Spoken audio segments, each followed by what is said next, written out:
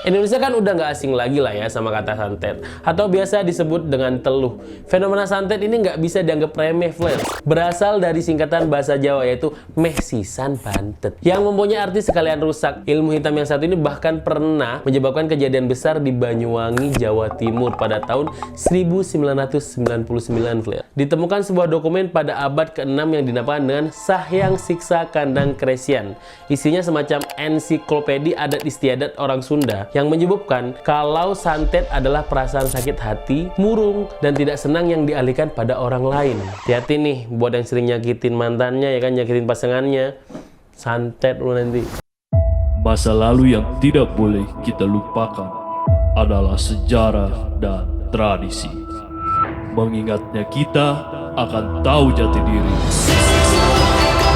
dan menjadikan masa depan lebih baik lagi.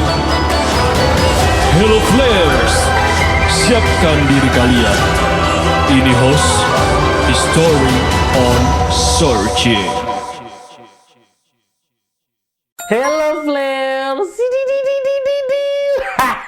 After in the house, History on Searching. Apa kabar kalian Flair? Semoga semua selalu dalam keadaan sehat dan baik-baik aja ya. Amin. Anyway, thank you banget buat kalian yang udah ikutin gue sampai hari ini, yang udah nontonin video-video gue dan sampai saat ini masih setia di Ability Channel. I love you so much. Dukung terus Ability Channel untuk selalu kasih konten yang mengedukasi tapi gak bikin ngantuk. Dan seperti biasa buat para flares yang baru atau sudah lama tapi belum subscribe, lah. Nanti gue santet nih kalau enggak. Karena kalian yang belum subscribe bakal gue santet, jadi kali ini gue mau bahas tentang asal mula santet di Indonesia. Indonesia kan udah nggak asing lagi lah ya sama kata santet, atau biasa disebut dengan teluh. Fenomena santet ini nggak bisa dianggap remeh, Flair. Karena dulu bahkan pernah ada aturan khusus terkait oleh Kang Santet. Kok Kang Santet aja? Kang Cilok. Jadi dulu ada hukuman mati untuk para pelaku santet. Kita juga udah tahu banget pastikan orang yang kena santet itu kayak apa. Kebanyakan orang yang terkena santet ini dia akan berakhir bersama kematian. Atau kalau enggak, dia akan punya penyakit leg hidup nggak mau, mati juga nggak mau. Pokoknya serem lah ya. Sebenarnya kalau ngomongin santet itu kan berhubungan sama hal-hal mistis kan, hal-hal gaib lah. Dan hal ini bukan sesuatu yang baru gitu, karena di zaman Nabi pun dulu hal-hal seperti ini udah ada.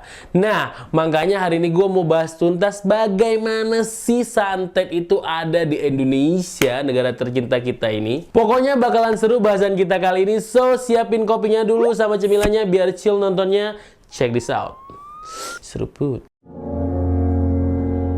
Santet ini udah nggak asing lagi di telinga kita. Mengenai kata santet sendiri berasal dari singkatan bahasa Jawa yaitu meh sisan bantet, yang mempunyai arti sekalian rusak, atau juga menyebutnya meh sisan kantet, yang berarti sekalian lengket. Di Indonesia banyak berbagai macam tradisi kuno yang masih kental terasa. Tradisi dalam bentuk baik ataupun buruk.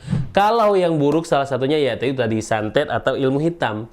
Ada banyak ilmu hitam yang terkenal di Indonesia, mulai dari santet itu sendiri, rawa rontek, susuk, pelet, melet itu bukan pelet, dan masih banyak lagi. Keberadaan ilmu hitam ini nggak bisa kita anggap remeh, Flares, karena ilmu ini memang berkembang di masyarakat dan kerap kali ditemukan berbagai kasus. Ilmu hitam yang satu ini bahkan pernah menyebabkan kejadian besar di Banyuwangi, Jawa Timur pada tahun 1999, Flares. Loh, kok samaan ya waktunya sama reformasi? Jangan-jangan reformasi 98 itu terjadi karena santet. Fenomena santet ini sudah akrab sejak masa kerajaan Kediri. Metode santet ini juga mempunyai tujuan tertentu, bisa untuk mengirimkan energi positif yang berguna dalam bela diri. Didi, udah kayak Eling Dharma anjir. Alah. Bisa juga untuk menyakiti seseorang. Kalau menurut ahli sejarah, yakni Bapak Profesor Dr. Edi S.Eka Jati, beliau mengatakan bahwa ilmu santet ini merupakan warisan masa lampau. Dalam kehidupan masyarakat Sunda, ditemukan sebuah dokumen pada abad ke-6 yang dinamakan dengan Sahyang Siksa Kandang Kresian. Isinya semacam ensiklopedi adat istiadat orang Sunda yang menyebutkan kalau santet adalah perasaan sakit hati, murung, dan tidak senang yang dialihkan pada orang lain. Hati-hati nih buat yang sering nyakitin mantannya, ya kan, nyakitin pasangannya. Santet lu nanti. Selain dari Sunda, di Jawa Timur juga terkenal dengan komunitas santet. Waduh, ada grup WA-nya dong. Khususnya pada masa runtuhnya Kerajaan Majapahit, waktu itu Majapahit diserang sama Kerajaan Demak. Akibatnya pasukan Majapahit ini menyingkir ke timur, yakni ke kawasan Bromo, Tengger, Semeru. Ada juga yang bergerak di sekitar Gunung Lawu. Setelah kejadian peristiwa itu, salah satu penasihat Raja Brawijaya V yang bernama Sabdo Poloh Nyoyo Genggong berjanji akan melakukan balas dendam.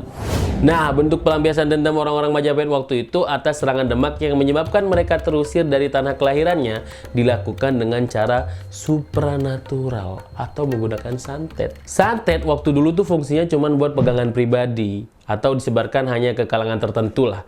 Tapi sekarang udah gak gitu lagi tupoksinya. Anjay, tupoksi udah kayak organisasi. Ada nggak sih ya sekarang jasa santet online gitu? Kalau ada coba yang tahu silahkan username medsosnya ditulis di komen. Gue mau nyantet orang itu tukang bohong. Jadi waktu itu ada salah satu toko yang menyebarkan santet, dikenal dengan nama Mbah Bungko. Ia terkenal seorang tabib yang sakti mandraguna disegani oleh istana saat itu. Pada masa kemasan Kerajaan Majapahit, mereka juga pernah mempunyai aturan khusus terkait santet. Mereka nggak akan segan-segan untuk memberikan hukuman terhadap tukang santet tersebut jika mereka melanggar undang-undang. Kira-kira bunyi undang-undangnya seperti ini. Barang siapa menggunakan boneka atau sejenisnya dengan tujuan mengganggu orang lain, dia akan dihukuman mati. Undang-undangnya jelas ya, Flyers. Ditentukan juga kriteria yang masih bisa mendapatkan hukuman. Misalnya harus ada bukti dan saksi. Warga yang menuduh tanpa bukti, tanpa saksi juga bisa dihukum mati. Jadi jangan sembarangan fitnah.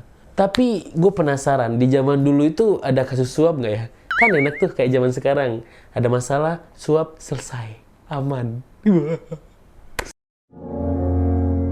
Beredar di masyarakat awam, santet identik dengan hal buruk. Tapi menurut para pelaku santet, bukan seperti itu santet itu. Jadi mereka nggak setuju. Karena menurut mereka, santet itu dibagi dari 4 warna. Yaitu warna hitam, merah, kuning, dan putih. Di langit yang biru, enggak canda. Santet hitam tuh biasanya digunakan untuk mencelakai seseorang. Santet merah untuk mempermalukan seseorang. Santet kuning untuk kasih sayang, pelet lah ya. Dan santet putih untuk pengobatan. Jadi kalau mau order santet tuh jelas ya kan. Contohnya kayak gini. Mbah, saya mau order santet, Mbah. Ya warna kuning ya, Mbah. Buat mantan saya. Iya. Karena praktek santet itu bukan cuma ada di Indonesia, Flares. Di benua Eropa dan Amerika, mereka mengenal istilah santet dengan nama voodoo. Dan praktek tersebut sudah ada sejak 15-18 Masehi. Indonesia mempunyai lebih dari 1.300 kelompok etnik atau suku. Lebih tepatnya ada 1.340 suku di tanah air.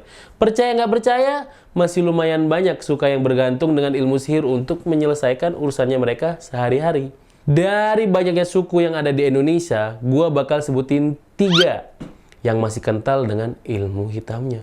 Waduh, serem ya kan? Yang pertama ada suku Baduy di Banten. Makin lama suku Baduy memang makin terbuka sama masyarakat luar. Tapi untuk urusan yang gaib-gaib tetaplah mereka lestarikan.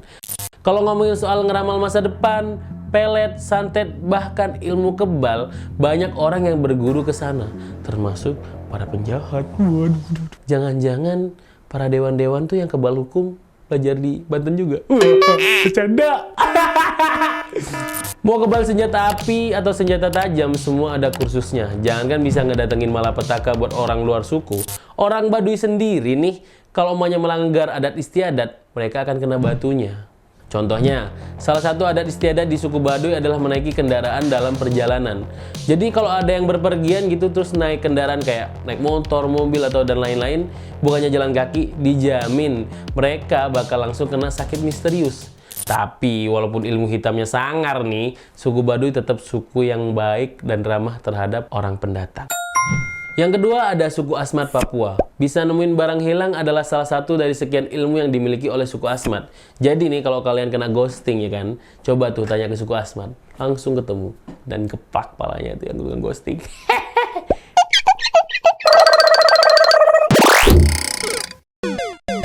Selain menghormati banget leluhur mereka yang dipercaya tinggal di alam gaib, tepatnya di matahari terbenam, suku Asmat juga pantang dibikin tersinggung. Sekali mereka marah, siap-siap aja lu bakal kena dikirimin hadiah. yang berupa sakit misterius, miskin mendadak, kecelakaan, rematik, encok, dan masih banyak lagi. Sihir ini juga jadi cara mereka buat ngejaga alam sekitar supaya nggak diganggu oleh atau dirusak oleh orang lain. Bagi mereka, ngerusak alam sama seperti ngerusak tempat tinggal dewa-dewa mereka.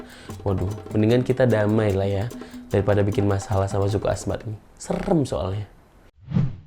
Yang ketiga ada suku Osing di Banyuwangi. Udah lama Banyuwangi punya reputasi sebagai markasnya dukun santet super sakti. Saking kentalnya kabar santet di sana, pernah terjadi tragedi di Banyuwangi tahun 1998 yang menewaskan ratusan orang. Orang-orang tuh dibunuh dengan sadis, bahkan ada yang sampai kepalanya tuh dipenggal terus diarak gitu di keliling kota. Serem banget ya. Emang segitu canggihnya ya ilmu mereka ya? Jawabannya yes. Mereka bahkan ngebagi santet jadi 4 jenis. Ada santet hitam buat balas dendam sampai orang itu meninggal gitu. Terus ada santet merah, balas dendam juga tapi nggak bikin orangnya meninggal. Ada santet kuning buat bikin orang lagi jadi suka, nah kayak pelet, muhabbat dan lain-lain tuh seperti itu. Dan santet putih untuk ngelancarin usaha. Ayo, kalian mau pilih yang mana? Kalau gue sih, kalau ada sih milih santet warna pink gitu ya. Biar kawaii, kawaii. Kok jijik. Oke, sebenarnya masih banyak suku-suku di Indonesia yang sampai sekarang itu masih mempraktekkan ilmu santet atau ilmu hitam. Nah, Flair, coba kalian sebutkan suku mana aja yang menurut kalian masih mempraktekkan ilmu tersebut. Tulis di komen ya. Oke. Percaya atau tidak, itu kembali ke kalian masing-masing. Tetapi, hal ini sudah menjadi rahasia umum di masyarakat Indonesia. Aduh, baca.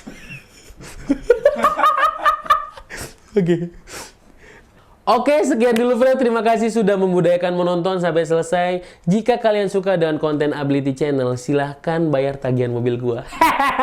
Bercanda. Oke, see you Flair. This is Ability Channel. Everything about your ability. Love you so much. Yeah.